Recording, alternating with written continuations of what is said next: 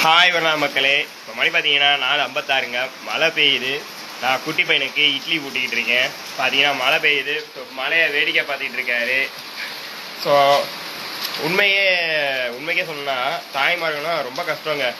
ஒரு 2 வாய் ஊட்டுறதுக்கு ஐயோ நான் படுறப்ப எவ்வளோ கஷ்டமாக இருக்குது. அப்படின்னா அவங்களாம் 3 வேளைக்கு ஊட்டுறாங்க. எவ்வளோ கஷ்டப்பட்டு போராடி சாப்பாடு ஊட்டி எப்படி கஷ்டப்பட்டுருப்பாங்க.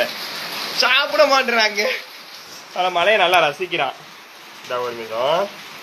குட்டி பையன் என்ன பண்ணுறீங்க? அந்த பூட்டு அவனுக்கு ரொம்ப பிடிச்சிருக்கேன். ஸோ வேடிக்கை வெளியில் போகணுமா, மலையில் நனையணும் அவன் நினைக்கிறாப்புல.